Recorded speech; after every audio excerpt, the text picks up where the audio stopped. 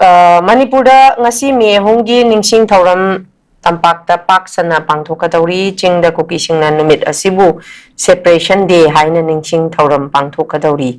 hai basida oza yamna habadi masida akhoi che pauche singida sumu akanba security chathari akanba security thamli haidana thamli bako aduma pu ngasi akhoi gi mitei gi maikai dagi thamli ba seumba tongan tongan ba kokomi amadi folks amukona akhoi people convention pangthok pasida akhoi khutta khulai pai badi udi oza aduma pu hairi ba makhoi gi separation day se pangthok pada makhoi gi naha singina makhutta khulai pai ga phongna chatpagi photo se oza masida nahar huyelan pau da su yawi naharol gi thaudang da su yawi oza se da yawi sine shibu nakalamarom da haidi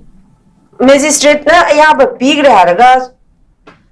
section thaurang di lokhat le hai section thaurang je imphal khakta da lokhat labra moigi separation day pangthok pada phongna khulai pairaga chatpagi kari mathau tai haukiba 2023 gi haukiba irang du da su makoi rally mass protest rally du madu da su dum phongna khulai pairaga chatki bo masida nebo za president rule lai bagi kana basi president rule gi magi tawbam thokpa thabak thoram je only ai akhoi gi tampa khakta da tawra bhai bagi chingna bam su za lekhalei ba si matang se za kari thambini halema masi hoi an madadi khara ngam mani kona di ngak ngaksel laktra maram di hariba mamangi me thidi release chapada su ko khulai pairaga dum yaushan ba satagi mahiroi ki release ni di hairaga ko hojik su khabar ga hapai ba khulai masi mogi tawum thokpa maturity laitaba mayam du da adum khoi gi puppet hai batare ko string dance hui thauri masa ma tawraga laijibi jagoi san bagi kano adugi role na usal eda moigi kano je ko hoju goram gane na khalli ko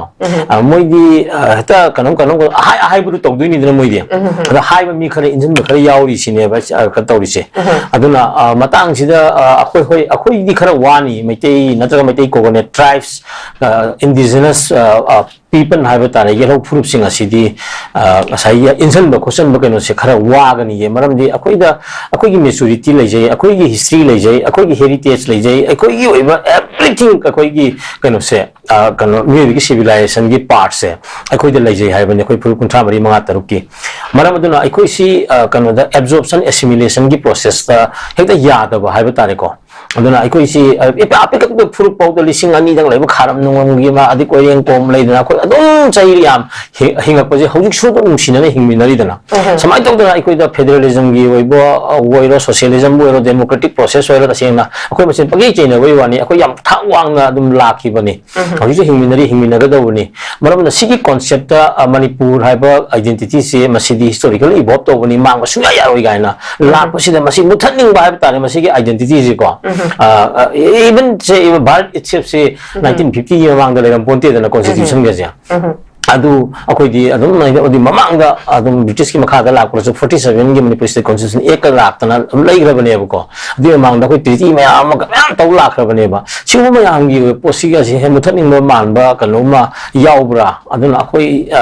singu gi intention ama yauduna baya da ya bra sine tasena kana moina tawri ba pot mayam singa se aduna masi tawroi da bane maram di akoi da Nigeria ba yamna South Asia gi representative laksare now as a part of India laire but still we are contributing a lot to the Indian economy magi asset natraga magi economy am say in the aspect of say culture ko Manipuri dance UNESCO gi Indian represent tawraga koi economy wari dana aduna then sports ki lamda wero koi adum koi contribute tawri dana ko samai tawdana sum akoi ji adum phajana kano role lo ni habin da sigum si leheng ga doni habni mating leiba kano Manipuri kunaya mo na thang doni habni da aduna akoi na hauri bi hogsi ka kano kari gino hayo matam da akoi da masigi ngasai separate kana awa haido or medicine ya pidi ga do ya da ya taw tawsen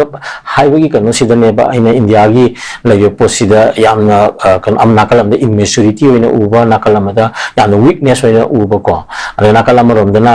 amuchu tasengna masi tawgiyauna tawbra haibagi kanoma leire haibagi kanoma khoina uri base ado akhoi adum hujiksu akhoi miyam honari basini even nomagi sara wana kano to bo yaro su miyam gi ni haraga di madu huntu amaga sara hela bse hena miyam gi sau yani na tholok kano miyam thoi sini thokani miyam pungani ko asini akhoi de hujiksu leiri bani ko separate administration ga ise akhoi adum yapum di thok ta bani moina kan permission ga pi ga to pisal kan pa yani mo di hari ga yani ga to ga dum bu bi mali ko adu madu yadi sini the rule of koi law lei ba se fully enforced to hai bu ni koi sta ko na mo gi lei bu kusu kulai myang warning pi ro lo khata ba ko ta ba lei na ha ji ga gi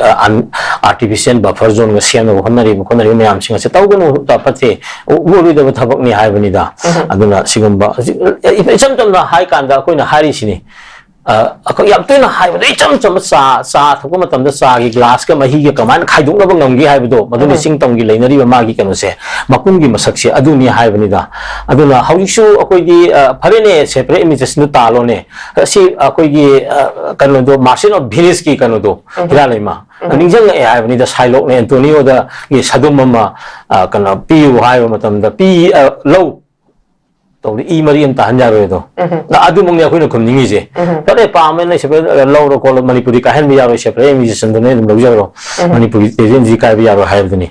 aduna sigum ba adum tar kani maram di ai khoi masida khoi gi maset kano se yang pa man ta lam karam gi kano nati khoi gi historically evolve to ba kano ne khoi da leijera ko territory integrity ni hai bani da sin ku ki ba laiba 18th century gi ada ga saga ki ba ka I think 55 something like that. The lucky work and losing Sinia, Makoyi, Kanosi, Laser Sinida, Akoyi, history as a labor Sinida China, when Hangi Wahandi, Maling, you already Montevideo, Koi convention, Koi Pantokana, Koi a Lager never go. Hariba Montevideo convention, Yaw, Sima, permanent population guy, Lagadoni, the defined boundary, Lagadoni guys. See, more the labor Sinida, Michaelson heritage, Manipur, Ariba Kangla, the Karidagan, Topan, Makan, Laser, calling to Hundrat, okay, I very cold, it's a town, Kumbaba, Ladana Kotana, the Marankaina, the Laser, Sigilina, centralized government history, a quid, Moi Lagadoniga has more labor Sinida. Kano ako idi tum kan treaty of Bears ka tawdana yanda abo treaty tawdana even the kanogi Anglo-Manipur defense treaty ko 762 ka tawdana 1034 ka wili ka laktana treaty tawdana international treaties myam ako gi da lai ne ba adegi define territories ya Henry Yun gi 15th century de gi ako map lai jadana adom matang thong chagang kano Pemberton line gi myam bo ako gi William Bentinck line ga na ko adom lai ri sini da masi British ko London da aka tan ya lai ba port ni haibani da British